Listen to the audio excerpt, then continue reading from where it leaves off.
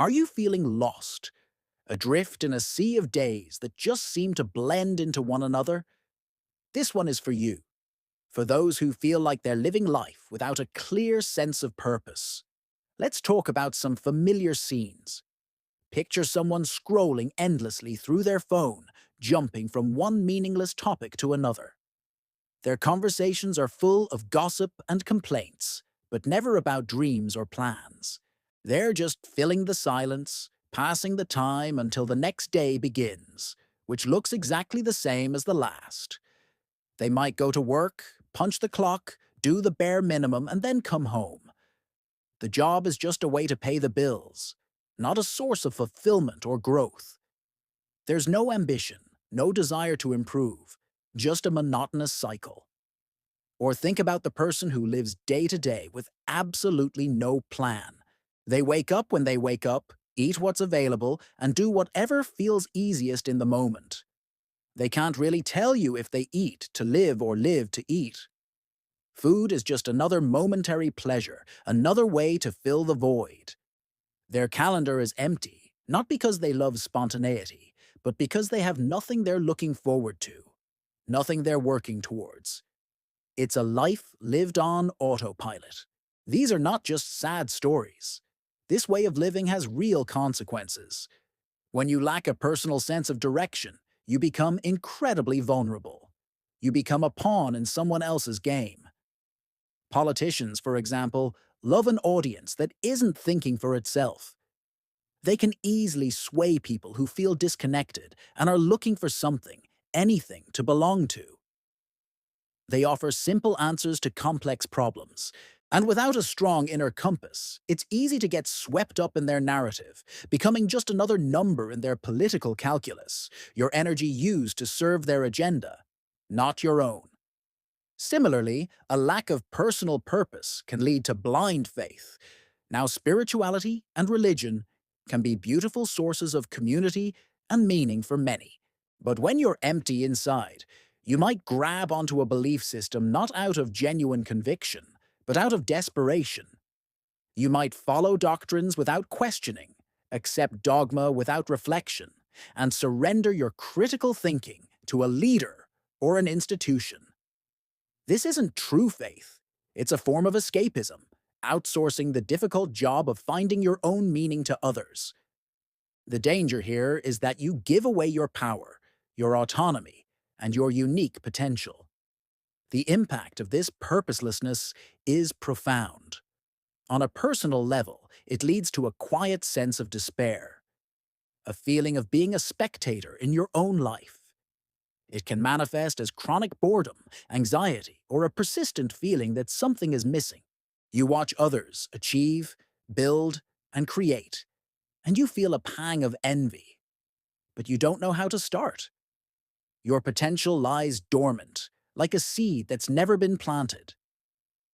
Socially, a society full of purposeless individuals is a society that stagnates. We need people with passion, with drive, with a vision for a better future to solve our collective problems. We need innovators, artists, and leaders who are driven by a deep sense of purpose. When too many of us are just going through the motions, the whole community suffers. We lose out on the creativity, the energy, and the contributions that each person is capable of making. So, if any of this resonates with you, what can you do? Here is the advice you desperately need to hear. It's not about finding some grand, world-changing mission overnight. It's about starting small. It's about taking back control, one small choice at a time. First, get curious. Curious about yourself.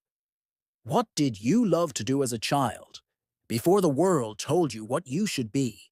What topics make you light up? What problems in the world make you angry or sad? Your emotions are a compass. Pay attention to them. Write these things down. Don't judge them, just observe. This is the raw material of your purpose. Second, start experimenting. Purpose isn't found, it's built. You build it through action. Take one of those interests from your list and do something about it. Just one small thing. If you're interested in art, buy a cheap sketchbook and draw for 10 minutes. If you're bothered by litter in your park, pick up one piece of trash on your next walk. These are not huge commitments. They are tiny experiments to see what feels good, what feels right. The goal is not to find your passion on the first try, but to get the ball rolling. Action creates clarity. Third, change your information diet. Unfollow the accounts that make you feel bad about yourself or that just feed you mindless content. Follow people who are doing interesting things, who are learning, building, and creating. Read books, listen to podcasts, watch documentaries that expand your mind. Surround yourself with inspiration. You are what you consume, and that includes the media you consume. Start feeding your mind with purpose-driven content. Fourth, connect with people, but with intention. Seek out conversations that go deeper than the weather or office gossip. Ask people about their passions, their struggles, their dreams. Share a little bit about your own journey of discovery. You'll be surprised how many people feel the same way you do. Finding a community, even just one or two people who are also on a path of growth, can make all the difference. Purpose often grows in the soil of human connection. And finally, be patient and kind to yourself. You didn't get into this state of purposelessness overnight, and you won't get out of it overnight either. There will be days when you feel motivated and days when you fall back into old patterns. That's okay. That's part of the process. The key is to just keep starting again. Every single day is a new opportunity to make one small choice in the direction of a more purposeful life. Your life is your own masterpiece to create. Don't let it be a blank canvas. Don't let someone else paint on it for you. Pick up the brush. It doesn't matter if the first stroke is clumsy or small. Just make a mark. Then another.